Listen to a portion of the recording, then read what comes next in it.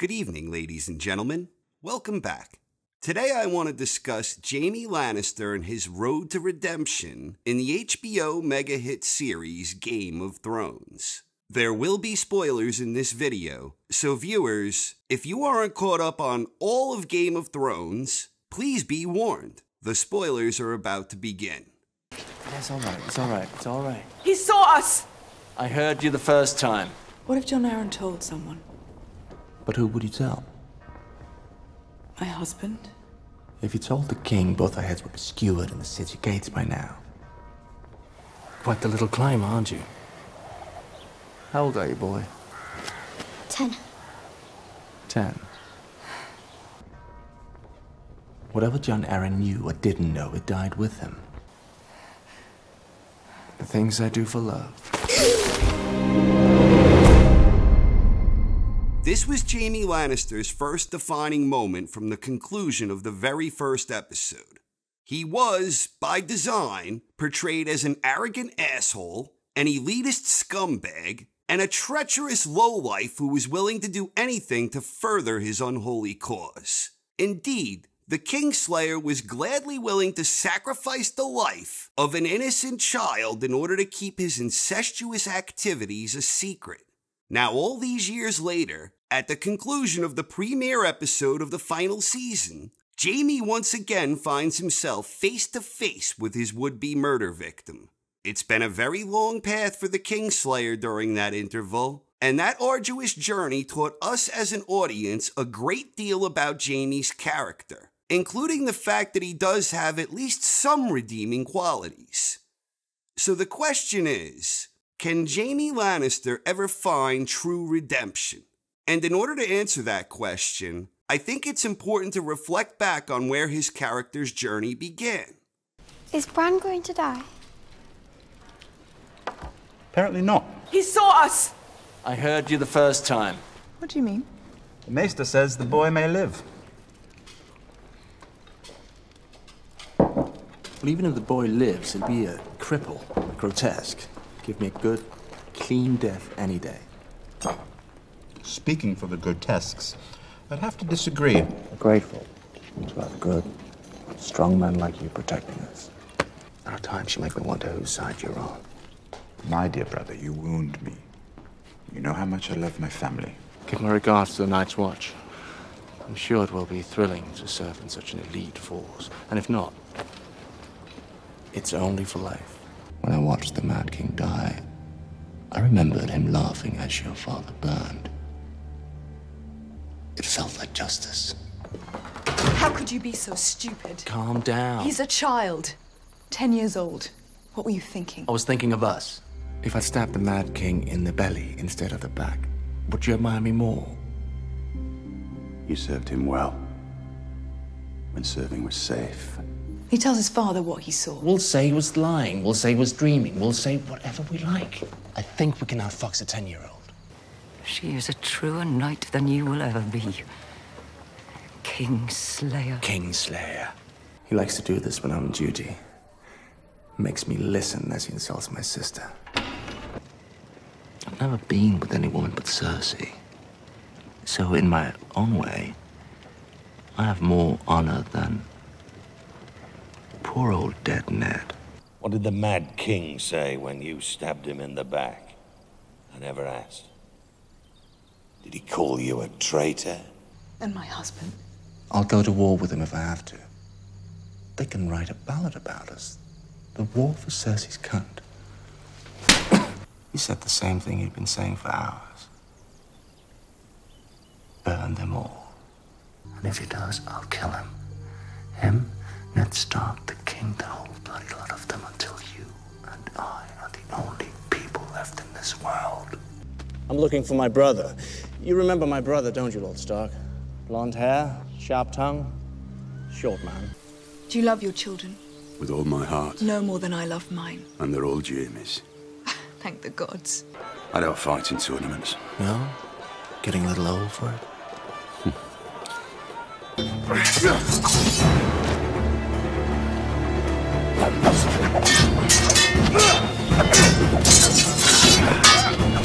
I don't fight in tournaments. That's when I fight a man for real. I don't want him to know what I can do. Well said. My brother, Lord Stark, you want him back. You fight for the Starks, I fight for the Lannisters. Swords, lances, teeth, nails, choose your weapons. And let's end this here and now. Your bed must be lonely. Is that why you came? I'm not at my best, but I think I can be of service. If we do it your way, Kingslayer, you'd win. My son, Bran. How did he come to fall from that tower? I pushed him out the window. The things I do for love. Why? I hoped the fall would kill him. Jaime Lannister's character basically had 3 defining features during the first season. Number 1, first and foremost, he was a Lannister, and that family name carried considerable weight, a great deal of responsibility, particularly with appearances, and a massive degree of high expectations. Number 2, he was madly in love with and totally devoted to his adorable twin sister Cersei. And number 3, Jaime Lannister was the Kingslayer. He broke his oath and murdered his king he had sworn to protect. And this was a point of conflict for Jaime that I don't believe he ever properly coped with. All of these main features of his character were in some way directly intertwined with his growing vendetta against the Stark family. The dirty secret that him and his beloved sister/lover held dear was completely predicated on the expectations that came with the luxurious Lannister name. Jaime was hell-bent on keeping this secret and maintaining the proper appearances that were expected from him and his sister. Bran catching their romp in the tower was a no-brainer decision for Jaime. Kill the boy, save the secret, and continue having incestuous relations with his adorable twin sister. Ned Stark was a thorn in Jaime's side on multiple fronts, and Bran's unintended involvement deepened this animosity between those two. The Kingslayer is a badass nickname, but Jaime never embraced it, because with it, he couldn't escape the stigma that he was an oathbreaker, and he always resented Ned's attitude about this. Jaime also resented Ned because of his strong reputation, that in Jaime's eyes was seemingly beyond reproach. Jaime thought this was bullshit. While Jaime had an unwavering devotion and loyalty towards his adorable twin sister Cersei, Ned fathered a bastard, and yet Ned Stark was viewed as an honorable man, and Jaime was not. It's worth noting that when the Starks captured Tyrion, Jaime was fuming. This was certainly personal for Jaime, and he did not care for Ned one bit. But in his mind, attacking Ned also seemed to act as affirmation of his devotion to the Lannisters, and their cause, and their family. Tywin was ticked off that Jaime didn't finish Ned off, and Jaime sparing Ned because it wouldn't have been, quote, clean. This was arguably the first honorable thing that Jaime did that wasn't in the name of maintaining his dirty little secret with his adorable twin sister. In the eyes of his father, Jaime failed in honoring the family name, and he failed because of his own misguided sense of honor by sparing Ned. And failing in the eyes of his father was a common occurrence. Why is he still alive? Tyrion?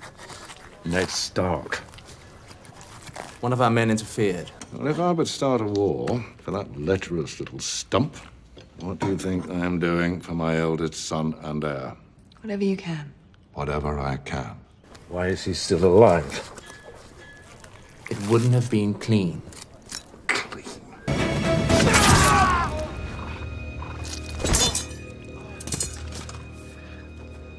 You've served as a glorified bodyguard for 2 kings. One a madman, the other a drunk. You can't serve in the King's Guard with one hand. Where's that written? I can and I will. The King's Guard oath is for life. The war is over. The King is safe. The King is never safe. The future of our family will be determined in these next few months. We could establish a dynasty that will last 1,000 years. You spend too much time worrying about what other people think of you. I could care less what anyone thinks of me. You know, that's what you want people to think of you. For 40 years I've tried to teach you. If you haven't learned by now, you never will. When you hear them whispering Kingslayer behind your back, doesn't it bother you? You know what they call me? Kingslayer, oathbreaker, man without honor. Now you want me to break another sacred vow. I need you to become the man you were always meant to be. Not next year, not tomorrow. Now. You'll return to Casterly Rock and rule in my stead. You are the Lord of Casterly Rock. You're my daughter! You will do as I command, and you will marry Loras Tyrell. If you think your bloody honor comes before My your bloody family... honor is beyond repair. But my answer is still no. I don't want Casterly Rock. I don't want a wife. I don't want children. What do you want? Fuck prophecy. Fuck fate. Fuck everyone who isn't us. We're the only ones who matter. The only ones in this world. Once you said, family is what lives on. All that lives on. Told me about a dynasty that would last 1,000 years. What happens to your dynasty when Tyrion dies? You started wars to protect this family. Turned your back on Jaime for refusing to contribute to its future. Go. If serving as a glorified bodyguard is the sum of your ambition, go serve. We were right there in front of you and you didn't see us. One look in the past 20 years. One real look at your own children and you would have known. My children. You disgraced the Lannister name for far too long. Known what? Everything they say is true about Jaime and me. No. Your legacy is a lie. No. I don't believe you. I'll take my place as your son and heir if you let Tyrion live. Done. Jaime always failed to meet his father's lofty expectations. Tywin never wanted Jaime wasting away his time with the Kingsguard. Tywin wanted his son to be the rightful heir at Casterly Rock and to keep the family name alive. Jaime was never the man he should have been in Tywin's eyes. Then there's the fact that Tywin seemed willfully ignorant of the incestuous relationship between his twin children. Tywin had certainly heard the rumors, and perhaps in his own mind he convinced himself that this was some disinformation campaign designed to ruin the Lannister name. Tywin seemed to be in total denial of this unholy ordeal, but deep down inside, I suspect Tywin probably knew that this was why Jaime had always refused to permanently distance himself from his adorable twin sister. Tywin finally got his way by agreeing to spare Tyrion's life if Jaime would leave the Kingsguard. Tywin clearly never cared all that much for Tyrion. In fact, Tywin viewed Tyrion as an abomination and always felt a certain degree of shame towards him. Jaime's brotherly bond with Tyrion was just another area of disappointment as far as Tywin was concerned, but Tywin would use this to his advantage. Jaime never lived up to his father's lofty expectations that came with the Lannister name, but Tywin was ultimately able to prey on Jaime's brotherly bond to finally get his way. Tywin had exploited the one and only healthy relationship Jaime had with any member of his family. He named you for his champion because he knew you would ride day and night to come fight for him. You gonna fight for him now? As for Cersei, well, she's probably working on a way to avoid a trial altogether by having me killed. Now that you mention it, she did ask. The man who murdered our father, he tore us apart. He's the enemy. I've been telling you for years. You've been defending him for years. This is exactly what they want. And now our father is dead. Did you do it? The Kingslayer brothers. You like it? I like it. Tell me you're not thinking of taking the black. And go celibate? The whores would go begging from dawn to Casterly Rock. You really asking if I killed your son? Are you really asking if I'd kill my brother? Well, you need to enter a formal plea for mercy and ask to be sent to the wall. Father's agreed to it. He'll spare your life and allow you to join the Night's Watch. How can I help you? Well, you could set me free. No, I can't. Ned Stark was promised the same thing, and we both know how that turned out. Father is not Joffrey. He'll keep his word. How do you know? You're accused of killing the king. Freeing you is treason. Except I didn't do it. Which is why we're having a trial. Sit all day in the garden, crushing beetles with a rock.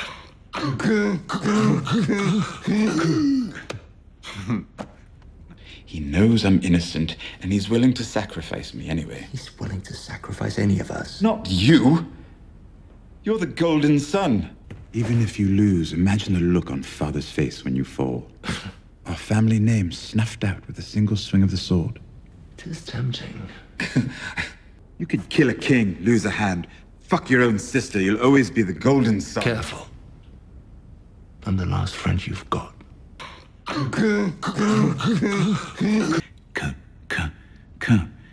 And I still couldn't figure out why he was doing it, and I had to know, because it was horrible. Get on with it, you son of a whore.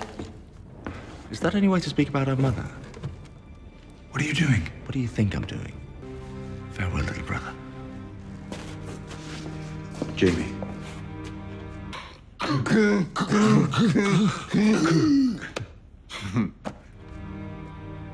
Thank you for my life. When Tyrion's life was on the line after being wrongly accused of Joffrey's murder, the entire realm seemed pitted against him. Tyrion's own father and sister were stacking the deck against him, and for Tywin, this was a scheme that was designed to leverage Jaime to his will, as Tywin knew full well that Jaime's love for Tyrion would compel him to finally be swayed. Indeed, Jaime was the only person firmly in Tyrion's corner. Their bond is best represented by all the times that Jaime visited Tyrion when he was imprisoned. Through their dialogue, we learned that their brotherly friendship goes all the way back to their childhood. There was a genuine, wholesome family bond between them, where the two simply seemed to enjoy each other's company. Unlike Tywin and Cersei, Tyrion rarely complained to Jaime. For Cersei and Tywin, nothing Jaime did was ever good enough, and they were always disappointed in him. Tyrion liked his brother for who he was, not for who he was expected to be. Beyond that, Tyrion was the one Jaime confided in when he suffered a dear personal loss, and I'm referring to the loss of his hand, which subsequently ended his reign as an elite-level swordsman. Jaime took the utmost pride in his fighting abilities, and the loss of his hand meant a loss for one of his deepest, truest passions. Simply put, Tyrion was a friend to Jaime, and someone he could confide in, joke around with, enjoy his company, and most importantly, this was all built on a foundation of mutual love and respect. Bottom line, by sticking his neck out for Tyrion in his dire moment of need, Jaime ignored two of his defining features established from Season 1. He went against the official Lannister stance because he knew full well that Tyrion did not murder Joffrey, and he also defied his commitment to his beloved Cersei, and he defied his adorable twin sister on two fronts. First, by directly orchestrating Tyrion's escape, but also before that, by finally giving in to Tywin in order to save Tyrion. One of the main motivators behind Jaime being in the King's Guard was that it kept him close to Cersei, and Jaime was willing to throw all that away, as his father knew he would, in order to save his dear brother. Tywin was trying to kill two birds with one stone. Jaime rising to the defense of Tyrion was further compelling evidence that Jaime had redeemable qualities, because he ignored the toxic influence of his father and sister, and he did the honorable thing for his wrongly accused brother. This was the second instance of Jaime displaying such redeemable qualities. We first got an example of this during Jaime's experiences with Brienne. I didn't mean to give offense, my lady. Forgive me. No crimes are past forgiveness, Kingslayer. Why do you hate me so much? Have I ever harmed you? You've harmed others. Do you think you could beat me in a fair fight? I've never seen you fight. The answer is no. Maybe one day we'll find out, Kingslayer. One or two must have tried to get inside Big Brienne. One or two tried. Ah, but you fought them off. There are 3 men in the kingdoms who might have a chance against me. You're not one of them. All my life, men like you've sneered at me. But maybe you wished one of them could overpower you, fling you down, tear off your clothes. But none of them was strong enough. You know, it doesn't matter how loyal a servant you are. No one enjoys the company of a humorless mute. Trust me on this. I'm strong enough. Not interested. Of course you are. You'd love to know what it feels like to be a woman.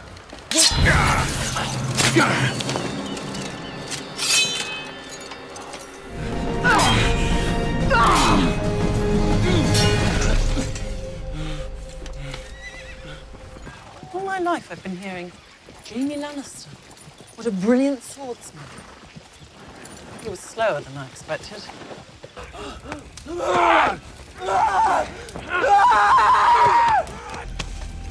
You think you're the smartest man there is? You have a taste. One taste of the real world. I know what you did for me. You told them Tarth was full of sapphires. And you whine and cry and quit. You sound like a bloody woman. A wooden sword? Thought you'd gone. You gave her a wooden sword. You've only got one bear. I'll pay a bloody ransom. Gold, sapphires, whatever you want. Just get her out of there.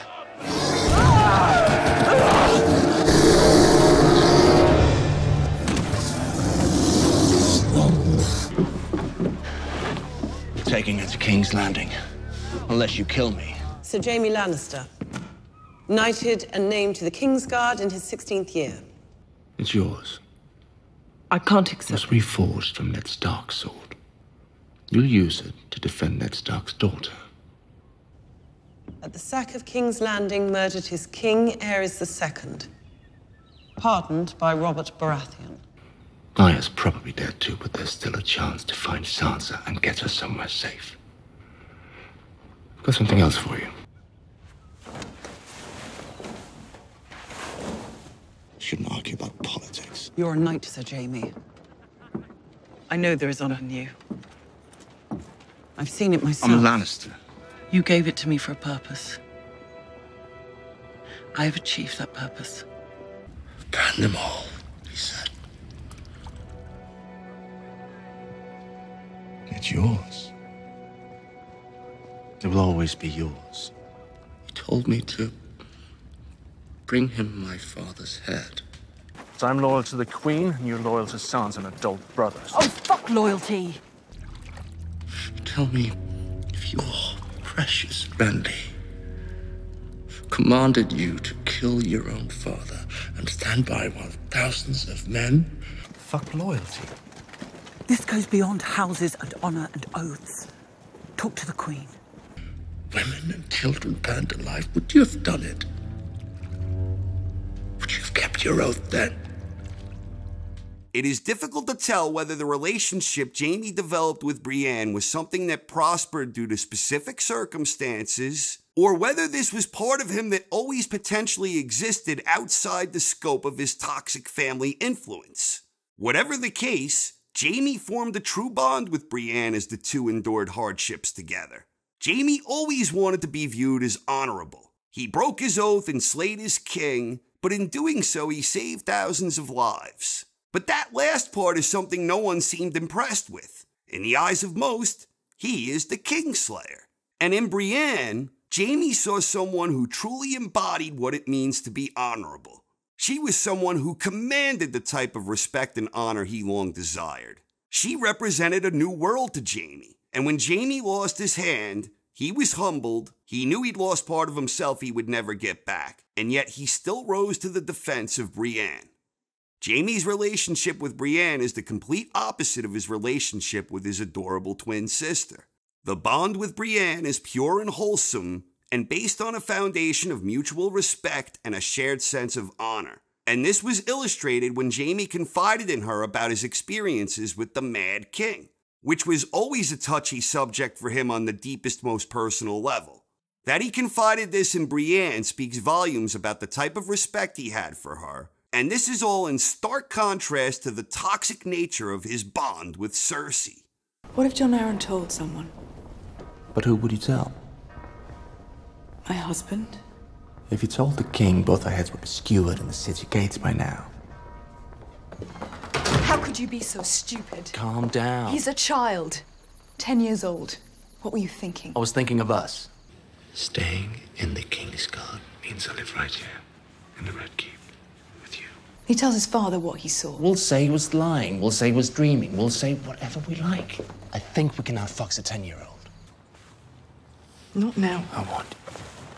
Now? When? I've been back for weeks. And my husband. I'll go to war with them if I have to. They can write a ballad about us. Something's changed. Everything's changed. You come back after all this time with no apologies in one hand and expect everything to be the same. And if he does, I'll kill him.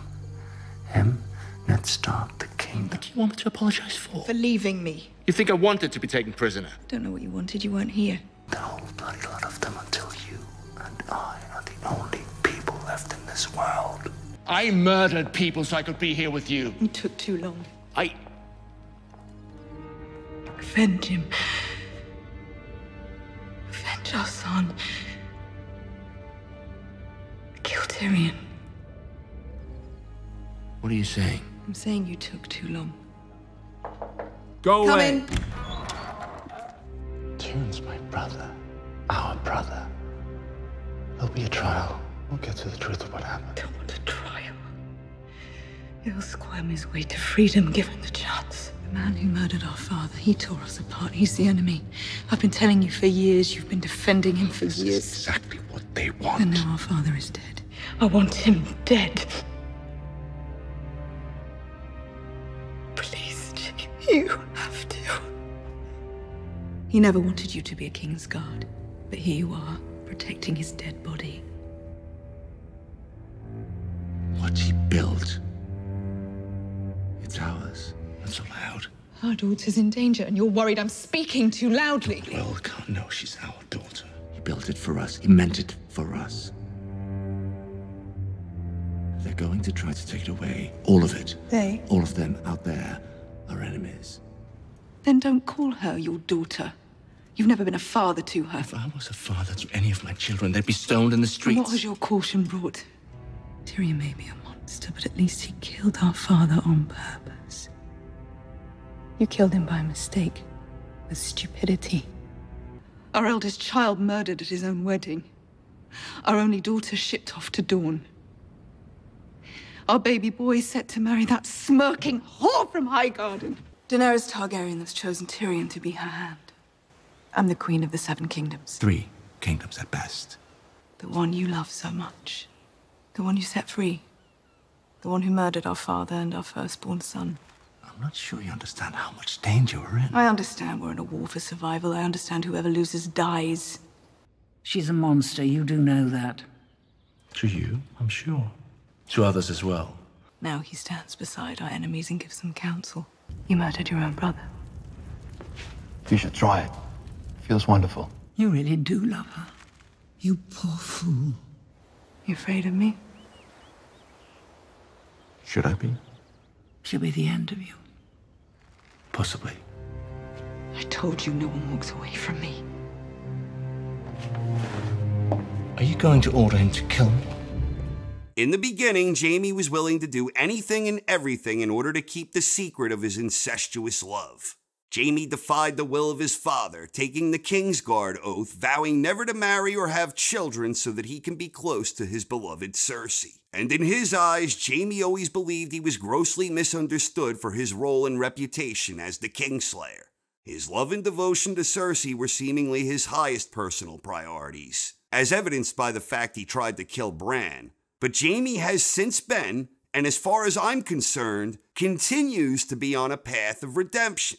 He twice defied the will of Cersei when he came to his brother Tyrion's aid, and he again seemingly defied it when he realized what a monster she had become. Jaime finally seemed to sense the omnipresent, toxic stench that exuded from his adorable twin sister. But will he take the all-important final step towards redemption? Or did he already take that final step when he abandoned her and headed north? We're going to find out soon, as Jaime's arrival at Winterfell, based on this week's promo teaser, it appears Jaime is now beginning to face the music from his past. And whatever happens next with him will go a long way towards ultimately defining his character. I assume Jaime will be afforded one final choice that truly defines him before all is said and done, and it's coming. The bottom line for me is this: if Jaime cannot give up on his love for Cersei, then he is damned. But on the other hand, if Jaime can ever truly give up on the love for his adorable twin sister, then I believe his character will indeed have achieved true redemption. I, for one, cannot wait for the final verdict on Jaime Lannister, who, in my opinion, is one of the absolute greatest characters in Game of Thrones. So what are your thoughts on Jaime Lannister's redemption? Please share your thoughts in the comments section. Thanks for watching, everyone. Hope you enjoyed, and have a wonderful night.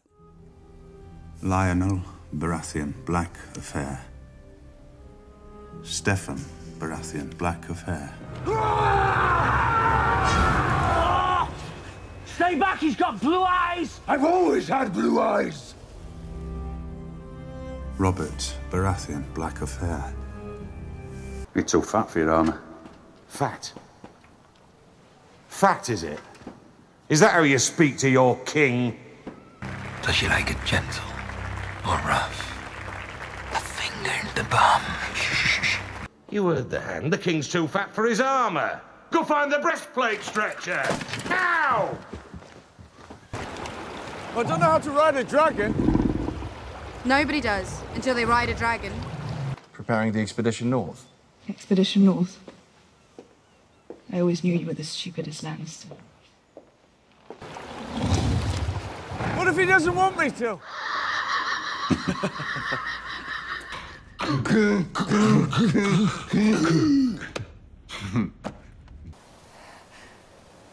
The things I do for love.